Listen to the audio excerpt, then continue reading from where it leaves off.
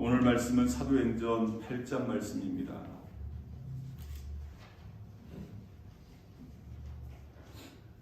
사도행전 8장 26절에서 40절까지 말씀입니다.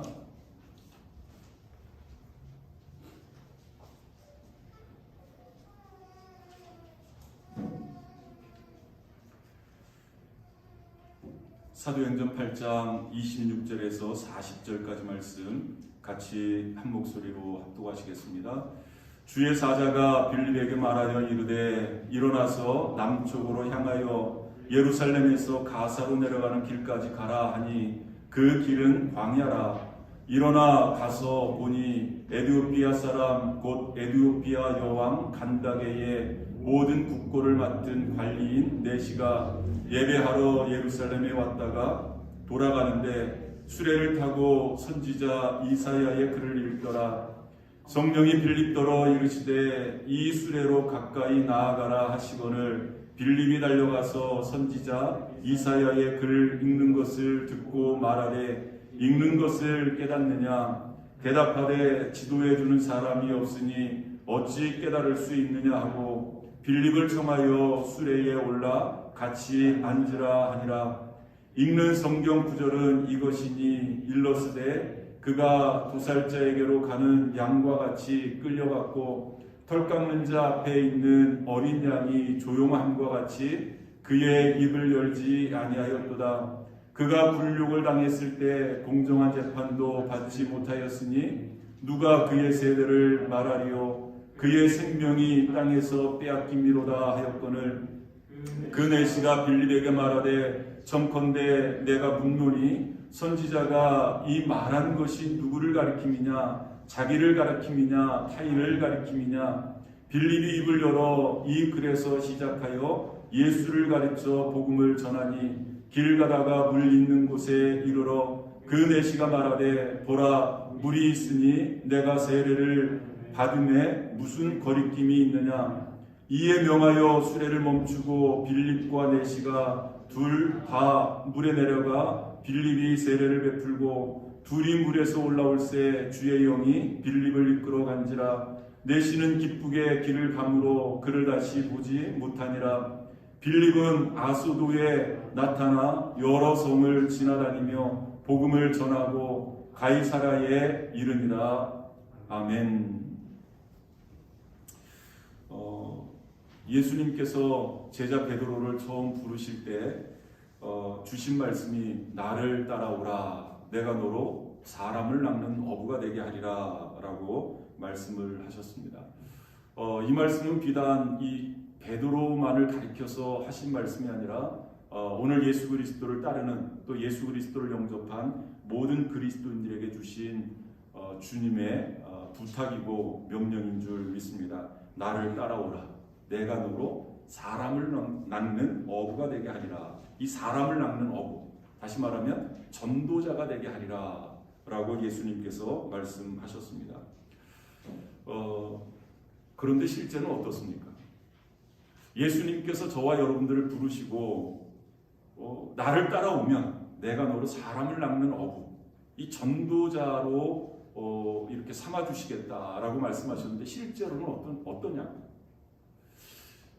건성건성 예수 믿는 사람들은 그만두고라도 우리가 정말로 신실하게 예수 믿는, 아주 신실하게 이 교회에 출석하면서 이 충성되게 일하시는 그런 분이라고 자부하시는 분들이 있다면 한번 속으로 스스로 자문해 보시길 바랍니다. 스스로 물어보시길 바랍니다. 나는 사람을 낚는 어부의 삶을 살고 있는가? 다시 말하면 전도자의 삶을 살고 있는가? 전도를 삶의 소명으로 여기면서 하루하루를 살아가고 있는가? 한번 스스로에게 질문을 해보시길 바랍니다. 물어보셨습니까? 예, 대답은 무엇입니까? 잘하고 계십니까? 아니면 좀 부족했구나. 이게 전도가 어떤 특정한 사람만의 특권이 아니라 특정한 사람에게만 맡겨진 그러한 소명이 아니라 예수님을 따르는 모든 그리스도인들에게 주신 주님의 명령인데 이 전도자의 삶이 나는 그런 삶을 살지 못했구나. 아마 대부분의 그리스도인들이 이런 생각을 하고 있지 않을까라고 생각이 되어집니다. 왜 그럴까? 왜 그렇게 하나님께서도 원하셨고 또 예수님께서도 그렇게 원하셨던 이 전도의 삶, 나를 따르라, 내가 너로 사람을 낚는 어부가 되게 하리라. 여러분, 예수님께서는 사역을 시작하시면서도 이것을 부탁하셨고, 그리고 사역을 마치시면서도 이것을 우리에게 명령하시지 않았습니까? 오직 성령이 너희에게 임하시면 너희가 권능을 받고 예루살렘과 온 유대와 사마리아 땅 끝까지 이르러 내 증인이 되라. 이것을 명령하셨거든요. 어떻게 보면 여러분, 이 예수님께서 이 전도에 대해서 얼마나 소중하게 생각하셨는지를 이 두 질문을 우리가 생각해 보면 알 수 있습니다. 사역을 시작하시면서도 이것을 말씀하셨고 또 사역을 마치시면서도 이것을 우리에게 부탁하셨다면 이 전도가 얼마나 소중한가를 우리는 알 수 있습니다. 그런데 우리는 신실한 그리스도인이라고 하면서, 우리는 믿음 생활 잘한다고 하면서 얼마나 이 전도에 대해서, 이 전도를 우리 삶의 소명으로 생각하면서 살아가고 있느냐? 그러지 못하다는 거죠. 왜 그럴까? 뭐 여러 가지 원인이 있고 여러 가지 이유가 있겠습니다만은 이 대부분의 교인들이 전도자 그러면 좀 이 비정상적이고 어떤 극단적인 개념으로 이해를 하기 때문에 그러는 것 같아요. 전도자 그러면 우리가 흔히 이렇게 저희 교단의 목사님 한 분도 지금은 이제 타주로 이렇게 가셨습니다만은 그 지리산에서 이렇게 좀 도 닦는 분처럼 이렇게 하얀 뭐라 그래야 되나요? 이렇게 하얀 소복은 아니고 이렇게 한복인데 하얀색으로 해서 이렇게 개량 한복처럼 그렇게 입고, 그리고 이제 그 뒤에 백팩을 메고 저 사진도 있습니다. 그 백팩을 메고 그리고 직접 만든 십자가를 이렇게 들고 이렇게 가시는 거예요. 그리고 이제 여기에다가 이제 이렇게 띠를 두고 이렇게 맨하튼 거의 유니온 스퀘어 가든에서 이렇게 이 브로드웨이 쪽으로 이렇게 쭉 올라오시면서 이 한인타운까지 걸으시면서 예수천당 불신주 이것을 계속 외치시더라고요. 이제 비디오도 찍고 그 사진도 찍은 것을 제가 가지고 있습니다. 이 전도자 그러면 우리는 그것을 연상을 합니다. 아니면 이렇게 막 사람들이 붐비는 어떤 역이라든지 어떤 역전이라든지 아니면 사람들이 많이 통행하는 그런 마트라든지 이런 데서 띠를 두르고 어떤 전도지를 들고 아니면 십자가를 들고 이렇게 예수천당 불신주역을 외치는 어떤 그런 이미지를 우리가 이렇게 생각하기 때문에 전도는 저렇게 하는 거야. 이런 생각들. 아니면 빌리그레함 목사님처럼 막 수만 명을 모아놓고 막 불을 토해내듯이 이 설교를 하면서 이 불신자들이 예수님을 영접하고 이 결신자가 생겨나. 이런 것. 나 같은 사람은 도저히 저렇게 못할 거야.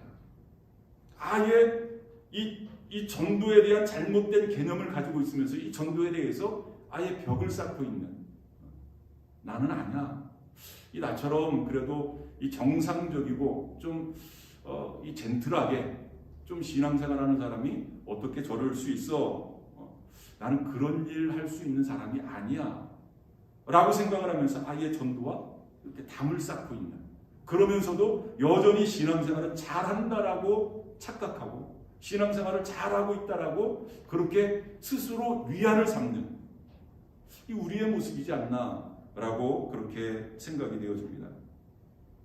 그런데 여러분, 이 초대교회 당시에나 지금까지도 마찬가지고요. 물론 사도행전 말씀을 보면 이 초대교회 당시에는 베드로를 위시해서 예수님의 12 제자들, 그리고 그 뒤를 이어서 빌립과 스데반 집사님 같은 분들, 그리고 사도 바울 같은 사람들, 이런 사람들에 의해서 이렇게 전도가 주도되어지고 하나님의 나라가 확장되어 생각을 합니다. 물론 그것도 틀린 것은 아닙니다. 그런데 여러분, 그것은 어떻게 보면 이 크게 한 100이라고 한다면 한 10 정도, 한 10 정도, 한 10% 정도밖에 차지를 하지 않습니다. 그 나머지 90%는 일반 평신도들이 삶 속에서 만나는 사람들, 또 관계를 맺고 있는 그 사람들에게 복음을 증거하는 겁니다. 다시 말하면 삶 속에서 생활 전도를 하는 겁니다. 관계 전도를 하는 겁니다. 여러분, 그러면서 하나님의 나라가 확장되어진 겁니다. 여러분, 그러면서 로마가 복음화되어진 겁니다. 여러분, 사도 바울 혼자 그 사역을 감당한 것이 아니라 어떤 특정한 사람에 의해서 그 역사가 일어난 것이 아니라 그냥 자기 삶의 자리에서, 일하는 일터에서, 가정에서 이 복음을 증거한 겁니다. 생활 전도를 한 겁니다. 그래서 하나님의 나라가 이렇게 확장되어진 겁니다. 여러분, 오늘 본문 말씀도 보면 이 전체 내용은 우리가 잘 알고 있는 그러한 내용입니다. 그 에디오피아 내시가 예루살렘으로 예배를 드리러 왔다가 다시 이제 자기 고국 이 빌립을 만나게 됩니다. 그런데 이제 그 성경에는 표현이 내시라는 표현을 써서 좀 우리는 생각하기 내시 그러면 막 네네네네 하면서 좀 막 그런 사람으로 생각을 하는데요. 여러분, 그런 사람이 아닙니다. 이 에디오피아 그 여왕 이 간다게의 국고를 맡고 있는, 다시 말하면 요즘 말로 말하면 재무장관 정도 되는, 여러분 실세 중에 실세 아니겠습니까? 그런 사람입니다. 그런 사람을 만나서 복음을 증거하는 거예요. 복음을 증거하는 거예요. 그 역사가 이루어진 것이 어디냐 하면 가사로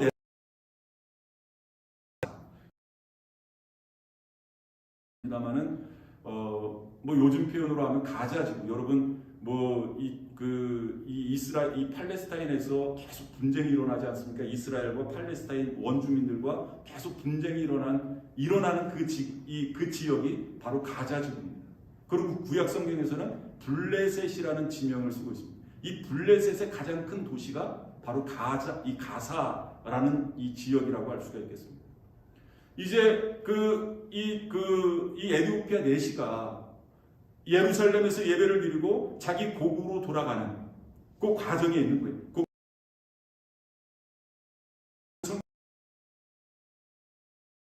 광야, 사람이 살 수 없는 아주 한적한 그런 곳이 바로 어떻게 보면 위대한 생활 전도가 거기에서 일어나게 되어진 겁니다.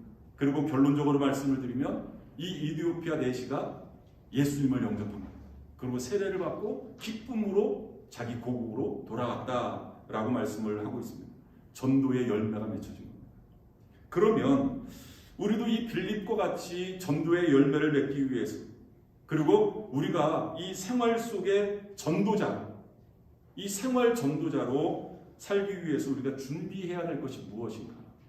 오늘 본문의 말씀을 보면 우리에게 세 가지로 교훈을 주고 있습니다. 특별히 빌립이 그런 삶을 살았고, 또 저와 여러분들이 이 빌립처럼 그렇게 잘 준비해서 우리의 삶 속에서, 또 우리 직장 생활을 한다든지, 또 우리가 가정 생활을 한다든지, 또 우리가 만나는 모든 사람들에게 그냥 너무나 자연스럽게, 아주 내가 전도해야지 아주 특별한 마음을 먹어서가 아니라 자연스럽게 삶 속에서 이런 전도의 삶이 좀 나왔으면 좋겠다.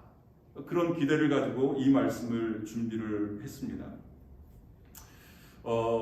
그러면 이 빌립은 어떤 준비를 했고, 또 우리는 그 빌립에서 어떤 모습을 본받아야 될까? 오늘 본문의 말씀을 보니까요, 가장 중요한 것은 이 주의 영의 인도하심에 민감해야 됩니다.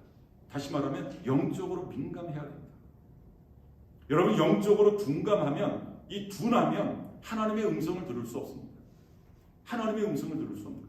끊임없이 하나님께서 우리에게 이 감동을 주시는데, 끊임없이 우리에게 감화를 시켜주시는데 우리는 그것을 자꾸만 거부를 해요. 여러분, 나 그런 적 없는데, 내가 성령을 거부하고 성령의 감동을 거부한 적이 없는데, 여러분 그렇지 않습니다. 성령께서 우리에게 끊임없이 감동을 주시거든요. 그런데 우리는 그것을 거부합니다. 그것을 데살로니가에서는 뭐라고 말씀하냐면 성령을 소멸했다라고 말씀하고 있어요. 성령을 소멸했다. 여러분, 우리 그리스도인들은 다 전도에 대한 열망이 있습니다. 아, 내가 전도해야지. 나를 구원해 주신 그 은혜가 너무나 감사해서. 그리고 내 주변에 있는 사랑하는 친구가 됐던 사랑하는 사람들이 이 땅에 소망을 두지 않고 하늘나라에 대한 소망을 두고 살아가는 것. 너무나 귀한 일이잖아요. 이 전도에 대한 열망이 있습니다. 그런데 여러분, 놀라지 마시기를 바랍니다. 우리가 가지고 있는 이 전도의 열망보다 훨씬 더 크게 우리 주님께서는 전도의 열망을 가지고 계신다. 내가 전도해야지 라는 그러한 열망보다 훨씬 더 큰 전도의 열망을 우리 주님이 가지고 계시는 겁니다. 뿐만 아니라 내가 전도해야지, 전도하고 싶다. 사실 이 마음도 내가 갖는 마음이 아니라 우리 주님이 주시는 마음이에요. 야, 전도해야지. 야, 너만 구원받아서 되겠니? 사랑하는 네 아내, 남편, 누구 자녀, 엄마, 아빠, 친구 같이 천국 가야지. 여러분, 이런 감동을 주시는 겁니다. 우리가 여기에 얼마만큼 민감하게 반응을 하느냐, 이게 관건이라는 거죠. 이게 문제라는 거죠. 여러분, 빌립이 이 8장 그 말씀을 보면 이 빌립에 대한 내용이 나오는데요. 이 빌립은 평신도였습니다. 예수님의 제자 빌립이 아니라 평신도 집사였습니다. 그런데 이 빌립이 이 예루살렘 교회에 큰 핍박이 일어나면서 그 예루살렘 교회 성도들이 다 뿔뿔이 흩어지지 않았습니까? 뿔뿔이 흩어졌습니다. 그런데 이 빌립은 어디로 향했냐면 사마리아 땅으로 향했습니다. 지난 시간에도 말씀드렸죠. 사마리아는 이스라엘 백성들이 극도로 싫어하는 그러한 땅이었습니다. 이 사마리아 사람들도 싫어했습니다. 사람들을 싫어하니까 그 땅도 싫어하는 거예요. 그 땅 밟는 자체도 아주 역겹게 생각했었던 사람들이었습니다. 그런데 이 빌립이 그 사마리아 땅으로 갑니다. 그런데 그 사마리아에서 놀라운 역사가 일어난 겁니다. 병자가 일어나고요. 귀신이 쫓겨나가고 예수 믿는 사람들이 많아진 겁니다. 그리고 세례를 받고 놀라운 부흥의 역사가 이 사마리아 땅에서 일어난 겁니다. 지금 이 빌립이 그 사역을 감당하고 있는 과정이었습니다. 그 사역을 감당하고 있는 중이었습니다. 그런데 성령의 감동이 온 겁니다. 빌립아, 이제 사마리아를 떠나서 광야로 가라. 여러분, 우리가 이 전도도 전략 아니겠습니까? 전략. 아까 말씀드렸듯이 왜 맨하튼 사람들이 많이 다니는 맨하튼 거리로 나갈까요? 왜 이 전도자가 사람들이 많이 통행하는 그런 마트라든지 그런 길거리로 나갈까요? 사람들을 많이 만날 수 있으니까. 사람들을 많이 만날 수 있으니까. 이 사람이 많이 모인 곳에 또 전도를 해야 효과가 있으니까. 그런데 이 빌립에게 성령께서 야, 광야로 가라. 광야는 사람이 없는 곳 아니겠습니까? 그러니까 효율적으로 전도도 못하고 또 전도를 해도 효과가 나타나지 않는 그러한 곳입니다. 그런 감동이 왔을 때 빌립은 주저하지 않았습니다. 우리 같으면 아니 주님, 지금 이 사마리아에서 보셨잖아요. 귀신이 쫓겨나가고 병자가 고침받고 수많은 사람들이 예수님 믿고 세례를 받는 이 놀라운 부흥의 역사를 주님이 보시고 어떻게 그러실 수 있습니까? 하면서 거부할 수 있잖아요. 이것은 성령의 라고 생각할 수 있잖아요. 그런데 빌립은 그러지 않았습니다. 빌립은 그 말씀에 순종했습니다. 그러니까 이 빌립이 이 얼마만큼 영적으로 민감했는가를 이 사건을 통해서도 우리가 알 수 있습니다. 여러분, 그 26절 말씀 한번 보시기를 바랍니다. 26절 말씀 보면은요, 주의 사자가 빌립에게 말하여 이르되 일어나서 남쪽으로 향하여 예루살렘에서 가사로 내려가는 길까지 가라 하니 그 길은 광야라. 그래서 빌립은 광야로 내려가는 거예요. 사람이 없는, 여러분 누구를 만날 테니까 거기로 가라, 그런 말씀이 아닙니다. 그냥 광야로 가라. 그런데 빌립은 그 말씀에 순종을 한 겁니다. 그리고 29절 말씀 보니까요, 성령이 빌립더러 이르시되 이 수레로 가까이 나아가라 하시거늘. 그 수레는 누가 타고 있는 수레였습니까? 에티오피아 내시가 타고 있는 그 수레였습니다. 거기로 나아가라 하니까 그대로 간 거예요. 이 영적인 민감함이 빌립에게 있었기 때문에 그 말씀에 순종할 수 있었다라는 그러한 말씀입니다. 여러분, 이런 주님의 명령, 여러분들은 어떻게 생각을 하십니까? 어떤 방법으로 빌립에게 이렇게 명령하셨을까? 하늘에서 빌립아 광야로 가라, 뭐 이렇게 말씀을 하셨을까? 아니면 뭐 구름, 이렇게 어떤 분은 또 이렇게 구름으로 뭐 동으로 가라, 막 그런 이렇게 그 구름으로 이렇게 쓰여져 있는 환상을 봤다 그래요. 뭐 하나님이 그렇게 말씀하실 수도 있고. 그렇게 하나님이 말씀하셨을까? 어떤 방법으로 하나님께서 빌립에게 감동을 주셨을까? 어떤 방법? 저는 마음에 감동을 주셨으리라라고 생각이 되죠. 마음으로. 빌립아 광야로 가라. 광야로 가라. 어떻습니까? 여러분들 신앙생활하면서 이런 감동을 받아보신 적 있습니까? 내가 만난 사람, 나와 같이 일하는 직장 동료, 아니면 뭐 전혀 모르는 사람인데 야, 내가 이 사람한테 꼭 복음을 증거해야 되겠다라는 그런 어떤 절박함, 그런 감동, 혹시 그런 생각이 드신 적이 있으십니까? 아마 모르기는 몰라도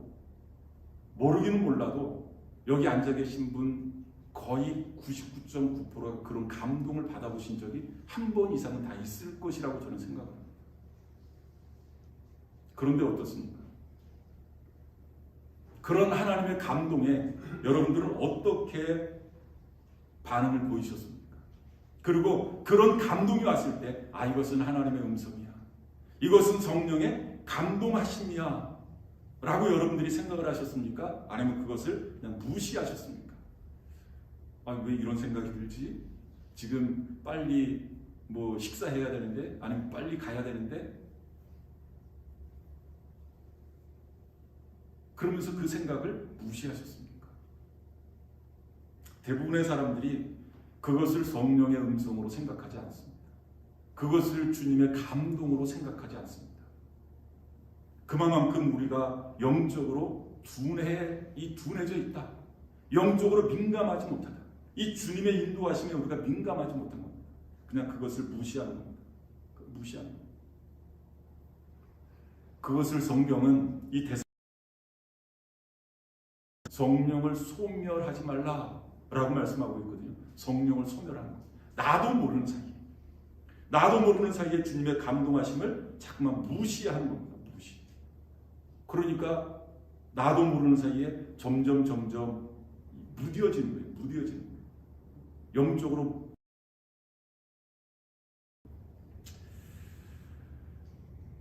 만일 이 시대의 모든 그리스도인들이 이 주님의 인도하심에 민감할 수 있다면, 다시 한번 이 초대교회 때 일어났었던 이 부흥의 역사가 지금 이 시대에 저와 여러분들을 통해서 다시금 일어날 수 있을 줄 저는 믿습니다. 그러면 어떻게 이 영적으로 민감해질 수 있을까? 그것은 방법이 없습니다. 성령 충만합니다. 여러분, 성령 충만하면 우리가 영적으로 민감해질 수 있습니다. 우리가 성령 충만하지 않으니까 자꾸만 영적으로 무뎌지는 겁니다. 성령이 감동을 주셔도 그것이 성령의 음성인지 아니면 내 생각인지 이 분별을 못하는 겁니다. 그러면서 나도 모르는 사이에 자꾸만 무뎌지는 겁니다. 참 내가 이분한테 좀 이렇게 그 논리적으로, 아니면 뭐 이렇게 미사옥구를 써가면서 복음을 잘 증거하지 못하지만 좀 이 사람에게 복음을 증거해야 되겠다라는 그런 감동이 올 때, 여러분 그것을 거부하지 마시길 바랍니다. 그럴 때 눈을 감고 기도하는 거예요. 주님, 나에게 이런 감동을 주시는군요. 내가 이 복음을 증거할 수 있도록 이 사람의 마음의 문이 열려지게 하여 주옵소서. 준비되게 하여 주옵소서. 그리고 복음을 증거하는 겁니다. 우리는 거기까지. 우리 주님께서 우리에게 원하시는 모습은 거기까지입니다. 내가 이 사람에게 복음을 증거해서 이 사람이 꼭 예수를 믿어야지, 뭐 교회 나오게 해야지. 여러분, 그것은 어떻게 보면 주님의 영역입니다. 그것은 주님께 맡기는 거고, 주님이 나에게 감동을 주셨다면 우리는 입술을 벌려서 증거하는 겁니다. 증거하는 겁니다. 그것이 바로 전도의 시작이고 부흥의 시작이 되어질 것입니다. 두 번째로 이 빌립처럼 열매 맺는 이 생활 전도자로 준비되어지기 위해서 우리가 필요한 것이 뭐냐? 준비해야 될 것이 뭐냐? 담대하고 지혜롭게 접촉을 해야 됩니다. 이 담대하고 지혜롭게 복음을 전할 수 있어야 됩니다. 라는 그러한 말씀입니다. 여러분, 이 기독교 역사를 보면 이 기독교는 이 대부분 선진국에서 후진국으로 이렇게 되더라고요. 그리고 나이 많은 사람이 나이 적은 사람에게 또 이렇게 좀 건강한 좀 복음이 전달되어지는 모습을 볼 수 있습니다. 그런데 그것이 다 일치하는 것은 아닙니다. 때에 따라서는 역으로 나이 어린 사람이 연장자에게 복음을 증거할 수 있고요. 오히려 이 건강하지 못하신 분이 건강한 사람들에게 복음을 증거할 수도 있고. 이 초대교회 이스라엘 백성들도 그랬습니다. 먼저 그들이 예수 그리스도를 영접하고 그들이 로마로 향하잖아요. 그때 당시에 패권 국가였었던, 전 세계를 지배했었던 로마를 향해서 그 로마를 변화시키는 모습을 보면 꼭 이 선진국에서 후진국으로 가진 사람이 없는 사람에게 꼭 이런 그 법칙이 일치되어지는 것은 아닌 것 같습니다. 이 무슨 말씀을 드리려고 하냐면, 여러분 오늘 본문 말씀도 보면 이 빌립은 어떻게 보면 평범한 집사였습니다. 평신도였습니다. 그런데 반면에 이 한 나라의 재무부 장관, 이 한 나라의 국고를 맡고 있는 그러한 에티오피아 내시, 여러분 신분적으로 차이가 있잖아요. 뿐만 아니라 이 에티오피아 내시는 지금 예루살렘에서 예배를 드리고 이제 자기 고국으로 돌아가고 있는 그런 상황입니다. 여러분, 이 재무부 장관쯤 되는 사람이 혼자 왔을까요? 절대 그렇지 않습니다. 이 호위병들이 이렇게 함께 하지 않았겠습니까? 호위병들이. 그리고 그 사람을 수발드는 많은 하인들이 함께 동행을 했을 거라고요. 그러니까 그 평신도였었던 이 빌립이 이런 그 고위층에게 복음을 증거한다. 여러분, 이것은 담대함이 없으면 좀 가까이 접근하는 것도 그렇고, 감히 또 접근을 해서 이 예수님에 대해서, 복음에 대해서 이야기하는 것도 사실은 쉽지 않은 그러한 일이었습니다. 그럼에도 불구하고 이 빌립은 담대하게 이 에티오피아 내시에게 나가서 복음을 증거하는 그런 모습을 볼 수 있습니다. 어디에서 이런 담대함이 왔을까? 원래 빌립은 좀 심장이 강한 사람이었을까? 담력이 있는 사람이었을까? 여러분, 절대 그렇지 않습니다. 어디에서 그런 담대함이 왔을까? 이것은 성령 충만의 결과라는 거죠. 그것을 우리가 어디서 알 수 있냐면, 여러분 사도행전 4장 31절 말씀 보시기를 바랍니다. 사도행전 4장 31절 말씀 보면, 빌기를 다음에 모인 곳이 진동하더니 무리가 다 성령이 충만하여 담대히 하나님의 말씀을 전하니라 라고 말씀하고 있어요. 여러분, 마가다락방에 모였었던 120명 성도들, 여러분 그 사람들이 다 담력이 있는 사람이 아니었습니다. 다 똑똑한, 요즘 말로 말하면 대학 나오고 박사들이 아니었었다는 거죠. 그냥 평범한 사람들이었습니다. 그런데 그 사람들이 기도할 때 성령의 충만함을 받으니까 그들이 예루살렘 거리로 뛰쳐나가는 거예요. 그리고 만나는 사람들마다 복음을 증거하는 겁니다.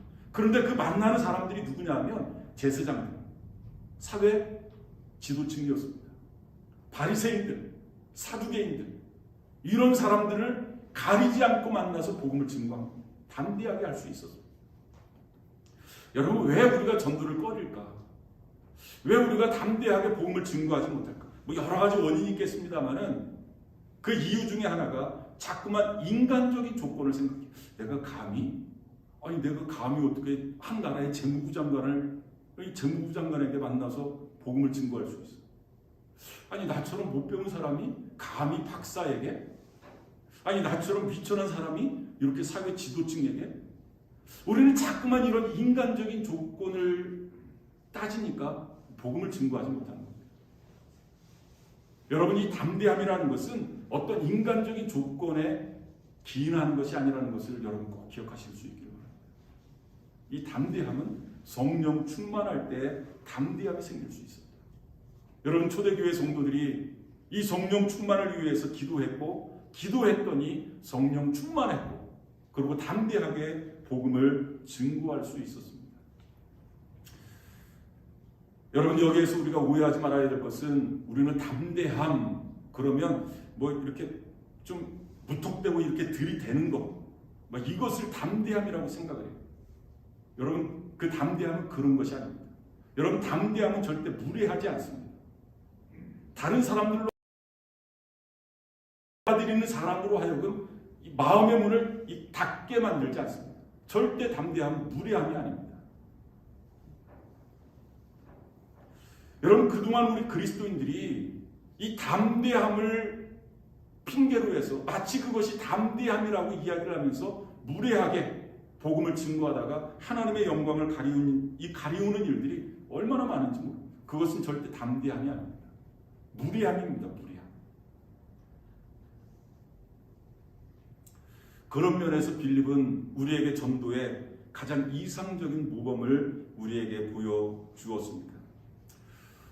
이렇게 담대하게 복음을 증거할 수 있었고요. 그리고 이 빌립이 에디오피아 내시에게 다가갔더니 수레에 타라. 그래서 수레에 탔더니 에디오피아 내시가 이렇게 그 책을 읽고 있는 거예요. 그 책을 봤더니 무슨 책이냐 했더니 이사야의 글이라. 그러니까 구약 성경을 읽고 있는 겁니다. 아마 그 성령께서 이 에디오피아 내시의 마음에 좀 이렇게 어떤 진리를 추구하고자 하는 그 마음의 준비를 시키지 않았나라고 생각이 되어집니다. 예루살렘에 예배하러 왔다. 이것을 보면 이 이방인임에도 불구하고 이 유대교 신앙에 대한 어떤 좀 그런 이 진리를 추구하는 그런 마음이 그에게 있었던 것 같습니다. 그런데 아직까지는 그리스도인은 아니라는 거죠. 아직까지 예수님에 대해서는 전혀 모르는 그러한 사람이었습니다. 그때 이 빌립이 그 사람에게 묻는 겁니다. 대화를 시작하는 거예요. 여러분, 우리가 뭐 잘 아는 사람뿐만 아니라 성령이 우리에게 감동을 주셔서 내가 복음을 증거해야 되겠다. 어떻게 접근을 할까? 그 지혜를 여기서 여러분 배우실 수 있기를 바랍니다. 지금 책을 읽고 있는데 이 빌립이 것이 잘 이해가 되시나요? 읽고 있는 것을 내가 아느냐? 그렇게 묻는 겁니다. 그 30절 말씀 보니까요. 빌립이 달려가서 선지자 이사야의 글을 읽는 것을 듣고 말하되 읽는 것을 깨닫느냐? 이렇게 묻는 겁니다. 읽는 것을 깨닫느냐? 여러분 책을 읽고 있는 사람에게 가장 이 자연스러운 대화는 그 책에 대한 주제를 가지고 이야기하는 것 아니겠습니까? 이 읽는 것을 보니까 이사야의 글을 읽고 있는 거예요. 아마 이사야 이 53장 우리가 잘 아는 이사야 선지자가 메시아에 대해서 예언한 그 예언의 말씀을 쭉 읽고 있는 겁니다. 근데 읽어도 이해가 되지 않는 거예요. 이 에디오피아 내시가. 그래서 빌립이 이제 이야기를 해보죠. 그 예수님께서도 이 제자들에게 이 전도를 위해서 이 2명씩 파송을 하면서 이 2가지를 주문하십니다. 첫 번째는 누구를 만나더라도 그리고 어떤 환경에 처하더라도 두려워하지 말아라. 오늘 본문의 말씀대로 하면 담대해라 라는 것을 주문하셨고요. 또 하나는 뱀처럼 지혜로워라. 주문하셨습니다. 너희가 전도할 때 그냥 무턱대고 들이대지 말고 담대할 뿐만 아니라 지혜롭게 해라. 뱀처럼 지혜롭게 해라. 그렇게 예수님이 주문을 하셨습니다. 여러분 우리도 전도함에 있어 이 담대함과 지혜로움이 잘 조화를 이루어야 될 줄 믿습니다. 여러분 담대한데 지혜롭지 못하면 우리의 무리함 때문에 그 사람의 마음의 문을 닫아버리는 경우가 있습니다. 반대로 지혜로운데 담대함이 없다면 아까 말씀드렸듯이 우리는 생각만 하고 감히 실천하지 못하는 이 비겁자가 되고 말 것입니다. 이 조화를 잘 이루시는 우리 전도자 저와 여러분들이 되실 수 있기를 바랍니다. 세 번째로 우리도 빌립처럼 이 열매 맺는 생활 전도자로 살기 위해서 우리가 준비해야 될 일이 무엇이냐? 어떻게 보면 가장 중요한 것 같아요. 이 말씀으로 복음을 증언할 수 있는 준비가 돼 있어야 됩니다. 항상 준비돼 있어야 됩니다. 이 빌립이 지금 열심히 사마리아에서 복음을 증거하고 있지 않습니까? 복음을 증거하는데 그런 감동이 왔어요. 그런데 이 빌립이 주님, 지금 내가 조금 준비가 미흡합니다. 조금 준비를 해야 됩니다. 그리고 시간을 좀 지연했다면,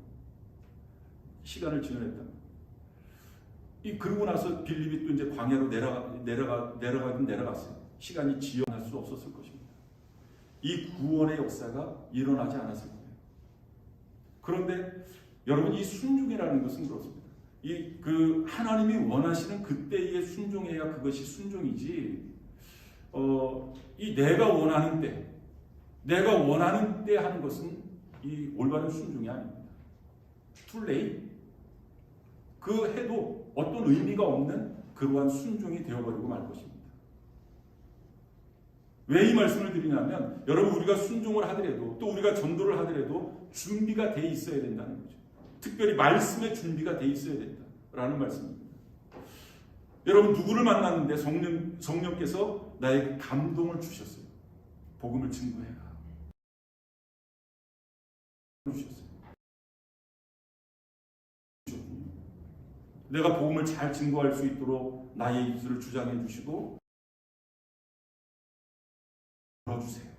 이 복음을 받아들일 수 있도록 좀 준비시켜 주세요.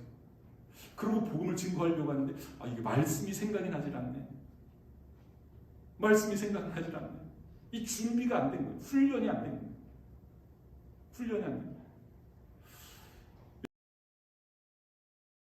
그래서 53장 말씀을 쭉 읽고 있는데 이게 누구에 대해서 이야기를 하는지, 마치 도수장에 끌려가는 양처럼 잠잠하고 털 깎는 자 앞에서 잠잠했었던 이 사람, 이 누구냐는 거죠. 이 사람이 그 이사야 선지자를 이야기하는 것이냐, 아니면 타인을 이야기하는 것이냐. 이기 때문에 여러분, 이것은 메시아를 이야기하고 있는 건 아니겠습니까? 그런데 만약 빌립이 글쎄요, 누구를 이야기하는 걸까요? 한번 내가 찾아와서 알려드릴게요. 그러면 이게 기회가 날아가 버리는 것 아니겠습니까? 무슨 말씀이냐면 잘 준비되어져 있어야 된다. 늘 이 예수님의 복음에 대해서 증거할 수 있는 이 준비가 되어 있어야 된다. 이 빌립이 그 에디오피아 내시가 읽는 그 글을 이해하지 못하니까 그분이 바로 메시아다. 그분이 우리를 위해서 이 땅에 오셨고 나와 너의 죄를 위해서 고난을 당하시고 그리고 십자가에 죽으시고 우리를 새롭게 하시기 위해서 부활하신 그분이다. 그분을 만날 때까지는 우리가 참된 구원의 기쁨을 누릴 수 없고 이 새로운 피조물로서 새로운 삶을 살 수가 없다. 아마 그런 예수님에 대한 복음을 쭉 증거하지 않았나라고 생각이 되어집니다. 이런 복음에 대한 준비, 특별히 말씀을 기초로 한 그 복음 증거에 대한 준비, 이것이 우리에게 항상 있어져야 된다. 그래서 언제 어디서 누구를 만나더라도 이 말이 자연스럽게 나올 수 있도록 준비되어져 있어야 된다. 이것이 오늘 말씀이 저와 여러분들에게 주시는 교훈입니다. 여러분, 다시 한번 이 전도에 대한 개념을 다시 한번 정립하실 수 있기를 바랍니다. 어떤 특별한 사람들만을 통해서 하나님이 전도하시기를 원하시는 것이 아니라 예수 그리스도를 영접한 그리스도인인 저와 여러분, 한 사람 한 사람을 통해서 우리의 삶 속에서 전도되어지기를 원하십니다. 빌립을 통해서 에디오피아 내시가 예수님을 영접했습니다. 그리고 내려가는 길에 물이 있으니까 이 세례를 받은 거예요. 그리고 세례를 받으면서 이 물에서 올라오면서 하나님의 영이, 주의 영이 그에게 임했다라고 말씀을 하고 있어요. 감격스러웠을까? 그리고 고국으로 돌아갔습니다. 그 이후에는 어떤 내용이 나와 있지 않습니다. 여기까지 이제 기록이 되어진 거예요. 여러분 어떤 일이 일어났을까요? 어떤 일이? 이 에디오피아 내시가 자기 고향으로 돌아가서 자기 나라로 돌아가서 이 예수님을 증거하지 않았겠습니까? 예수님. 먼저 왕궁서부터 또 자기 가족부터 자기 주변에 있는 사람들에게 이 복음을 증거하지 않았겠습니까? 여러분 이 에디오피아는 지금의 수단, 이 아프리카 수단이라고 할 수 있습니다. 그 땅이 기독교 국가가 된 겁니다. 여러분 빌립이 알았겠습니까? 누가 알았겠습니까? 평신도였었던 빌립이 야 내가 이 에디오피아 내시를 만나서 이렇게 복음을 증거하면 에디오피아가 복음화가 되겠지 이런 기대는 전혀 하지 않았습니다. 그냥 성령의 인도하심에 따라서 복음을 증거하고 그랬더니 그런 놀라운 하나님의 큰 그림이 그려져 있었던 겁니다.